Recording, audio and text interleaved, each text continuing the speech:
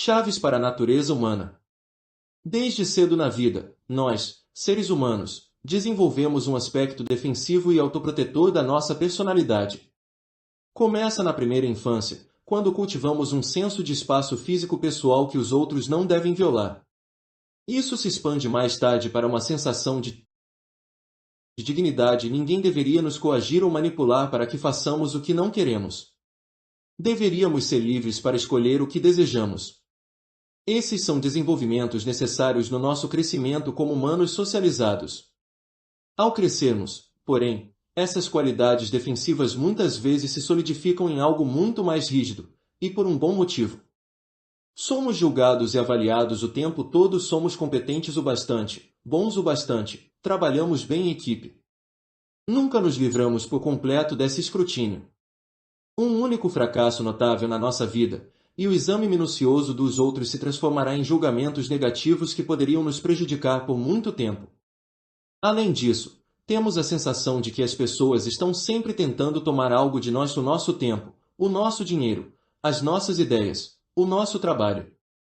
Diante de tudo isso, é natural que nos tornemos defensivos e absortos em nós mesmos. Temos que cuidar dos nossos próprios interesses, já que ninguém mais fará isso por nós. Construímos muros ao nosso redor para manter do lado de fora os intrusos e aqueles que querem algo de nós. Quando chegamos aos 20 anos, todos os nossos sistemas de defesa estão desenvolvidos, mas, em certas circunstâncias, os nossos muros internos acabam desmoronando. Por exemplo, durante uma noite de farra com os amigos, talvez depois de beber um pouco, sentimos uma ligação com eles e que estes não nos julgam. A nossa mente se solta, de repente. Ideias novas e muito interessantes nos ocorrem, e nos vemos dispostos a fazer coisas que não faríamos normalmente. Em outro exemplo, talvez compareçamos a uma manifestação pública e escutemos um orador inspirado defendendo uma causa. Sentindo-nos em acordo com centenas de outras pessoas, capturados pelo espírito de grupo, recebemos de repente o chamado para agir e trabalhar pela causa, algo a que normalmente resistiríamos. O exemplo mais revelador, porém, ocorre quando nos apaixonamos e o sentimento é mútuo.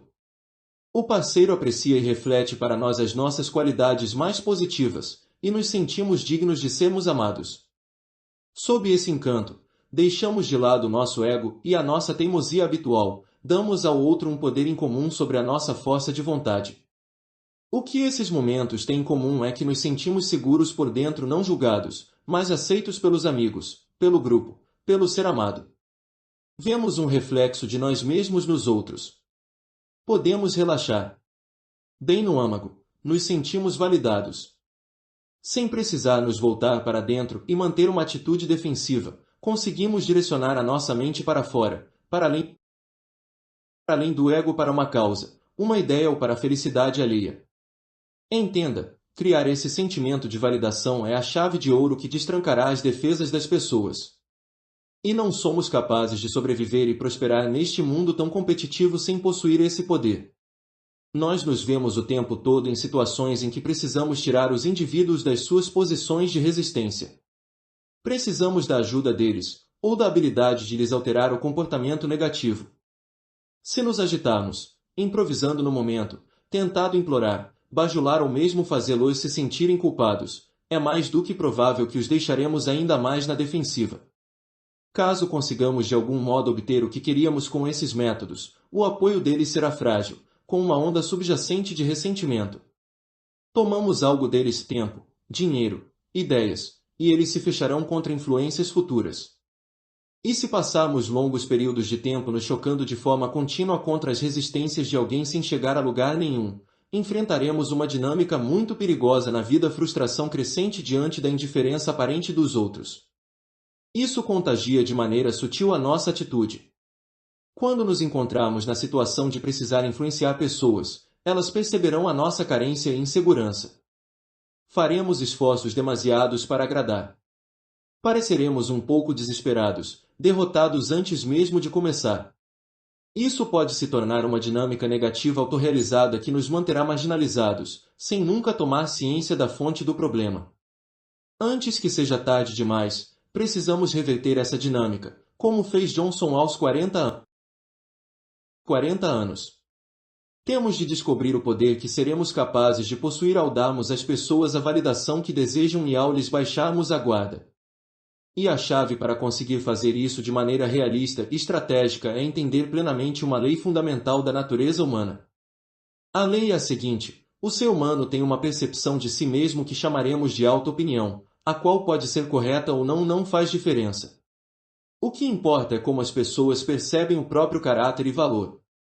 E há 3 qualidades na auto-opinião de cada um que são quase universais: sou autônomo, agindo de vontade própria, sou inteligente ao meu próprio modo, e sou, em essência, bom e honrado.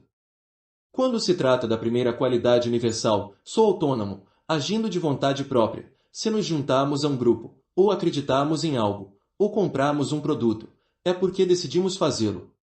A verdade é que talvez tenhamos sido manipulados ou tenhamos sucumbido à pressão dos outros, mas diremos a nós mesmos que não foi o caso. Se nos sentirmos conscientemente coagidos, como ao ter que obedecer a um chefe, dizemos a nós mesmos que escolhemos obedecer, senão nos ressentiremos de maneira profunda por termos sido forçados e manipulados. Neste último caso, podemos até sorrir e obedecer, mas encontraremos um meio discreto de nos rebelarmos. Em outras palavras, sentimos a necessidade de expressar e afirmar o tempo todo o nosso livre-arbítrio. Com a segunda qualidade universal, sou inteligente ao meu próprio modo, talvez saibamos que não estamos no mesmo nível de um Einstein, mas, no nosso campo, à nossa própria maneira, somos inteligentes. Um encanador se deleita com o seu conhecimento superior sobre o funcionamento interno de uma casa e com as suas habilidades manuais, que são uma forma de inteligência. Ele também pensa que as suas opiniões políticas vieram de um sólido senso comum, outro sinal de inteligência, ou assim ele pensa. As pessoas em geral nunca se sentem confortáveis com a ideia de que talvez sejam ingênuas ou menos do que inteligentes. Se elas tiverem que admitir que não são espertas da forma convencional, vão pelo menos pensar que são mais espertas do que outros. Com a terceira qualidade universal, sou, em essência, bom e honrado, gostamos de nos ver como apoiadores das causas certas. Tratamos bem as pessoas, trabalhamos bem em equipe, se formos o chefe e gostarmos de impor disciplina aos subalternos, chamamos isso de amor severo. Estamos agindo para o bem dos outros. Além dessas qualidades universais, notamos que o ser humano tem auto-opiniões mais personalizadas que servem para regular as suas inseguranças específicas. Por exemplo, sou um espírito livre, único, ou sou bem autossuficiente e não preciso da ajuda de ninguém, ou tenho boa aparência e posso contar com isso, ou sou rebelde e desprezo todo tipo de autoridade. Implícito nessas diversas auto-opiniões está um sentimento de superioridade nessa área em particular. Sou rebelde, e você é menos rebelde do que eu. Muitos desses tipos de auto-opinião estão relacionados a questões do desenvolvimento na primeira infância. Por exemplo, o tipo rebelde teve uma figura paterna que o desapontou, ou talvez tenha sido vítima de valentões, e não consegue tolerar qualquer sentimento de inferioridade. Ele precisa desprezar a autoridade de todas as espécies. O tipo autossuficiente pode ter tido uma mãe muito distante, ser assombrado por uma noção de abandono e ter criado uma autoimagem de independência resistente. A nossa auto-opinião é primordial, determina muito do nosso pensamento e dos nossos valores. Não entretemos ideias que se choquem com a nossa auto-opinião. Digamos que nos vemos como especialmente fortes e autossuficientes. Nós então gravitaremos em direção a ideias e filosofias que são realistas, rígidas e inexoráveis em relação à fraqueza dos outros. Se, nessa hipótese, também somos cristãos, reinterpretaremos as doutrinas religiosas cristãs de forma que combinem com a nossa autoimagem severa, encontrando elementos dentro do cristianismo que enfatizem a autossuficiência, o amor severo e a necessidade de destruir os nossos inimigos. De maneira geral, escolheremos fazer parte de grupos que validem os nossos sentimentos de sermos nobres e inteligentes. Talvez imaginemos que temos ideias e valores específicos que sejam independentes, mas, na verdade, eles dependem da nossa auto-opinião. Ao tentar convencer as pessoas de algo, uma de 3 coisas vai acontecer. Na primeira, você talvez desafie sem querer um aspecto específico da auto-opinião delas. Numa discussão que poderia se transformar numa briga, você as fará se sentirem estúpidas, ou elas terão a impressão de ter sofrido lavagem cerebral ou de que não são tão boas assim.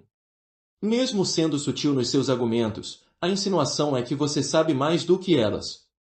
Se isso acontecer, você as deixará ainda mais resistentes e na defensiva, e elas subirão muros dos quais nunca mais descerão.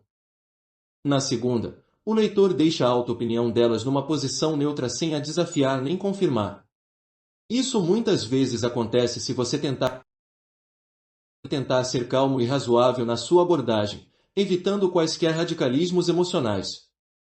Nessa hipótese, as pessoas se mantêm resistentes e desconfiadas, mas pelo menos a situação não foi agravada, e há algum espaço para manobrá-las com argumentos racionais. Na terceira, você age de forma a confirmar a auto-opinião delas. Nesse caso, estará realizando uma das maiores necessidades emocionais do ser humano.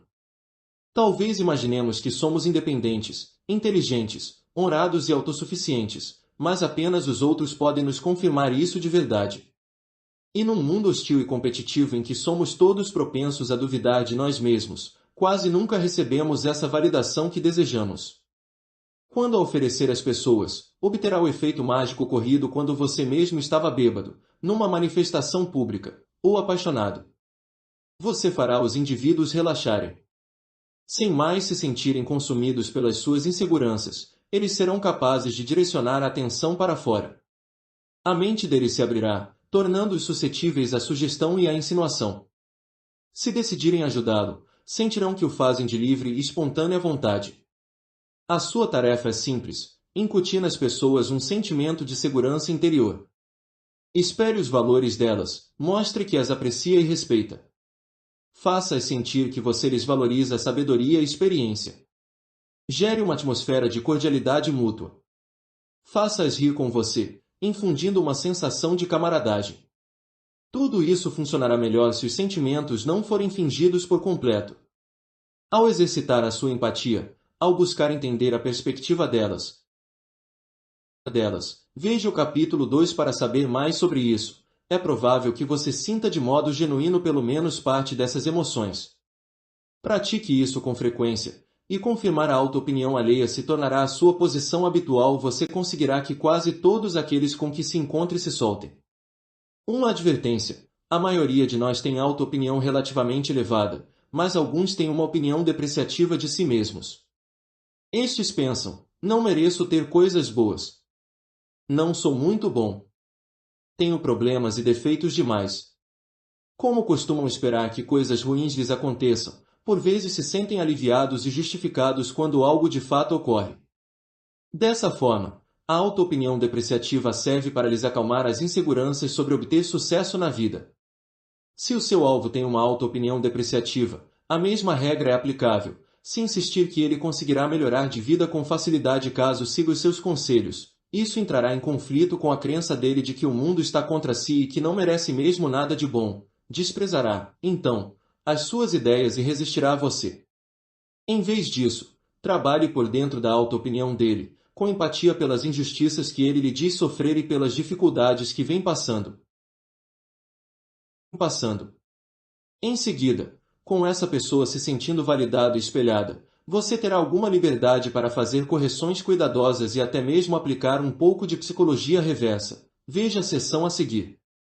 Por fim, o maior obstáculo que você vai enfrentar no desenvolvimento desses poderes vem de um preconceito cultural contra a própria ideia de influência. Porque não podemos todos ser apenas honestos e transparentes uns com os outros, e simplesmente pedir por aquilo que queremos. Por que não deixar as pessoas serem o que são e não tentar mudá-las? Ser estratégico é feio e manipulador. Em primeiro lugar, quando alguém lhe diz essas coisas, é bom ficar atento. Os humanos não conseguem tolerar o sentimento de impotência. Precisamos ter influência ou nos sentimos miseráveis. Os que pregam a honestidade não são diferentes, mas, como acreditam nas próprias qualidades angelicais, não conseguem ajustar essa auto-opinião com a necessidade de ter influência. Desse modo, tornam-se muitas vezes passivo-agressivos, mostrando-se amuados e fazendo os outros se sentirem culpados como um meio de conseguirem o que querem. Nunca leve ninguém que diz essas coisas a sério. Em segundo lugar, os seres humanos não conseguem deixar de tentar influenciar os outros. Tudo o que dizemos ou fazemos é examinado e interpretado em busca de pistas quanto às nossas intenções. Por que estamos em silêncio? Talvez seja porque estejamos aborrecidos e queiramos deixar isso claro. Ou estejamos escutando de verdade como um meio de tentar impressionar com a nossa polidez. Não importa o que façamos, os outros verão os nossos atos como tentativas de influência, e não estarão errados nisso. Como animais sociais, não conseguimos deixar de jogar constantemente esse jogo, seja de forma consciente ou não. A maioria das pessoas não quer despender o esforço necessário para pensar nos outros e descobrir uma estratégia a fim de lhes penetrar as defesas. São preguiçosas. Querem apenas ser elas mesmas, falar com honestidade, ou não fazer nada, e justificar isso para si mesmas como se fosse o resultado de alguma grande escolha moral. Já que o jogo é inevitável, é melhor ser habilidoso do que viver na negação ou apenas improvisando a cada momento. No final, ser bom e influenciar é, na verdade, mais benéfico em termos sociais do que a postura moralista. Com esse poder, somos capazes de influenciar pessoas que têm ideias perigosas ou antissociais. Para nos tornarmos proficientes em persuasão, vamos precisar mergulhar na perspectiva dos outros, exercitando a nossa empatia. Talvez tenhamos que tolerar o preconceito cultural e assentir com a cabeça, concordando com a necessidade da honestidade total, mas por dentro devemos compreender que isso é bobagem, e praticar o que for necessário para o nosso bem-estar. 5 estratégias para se tornar um mestre da persuasão.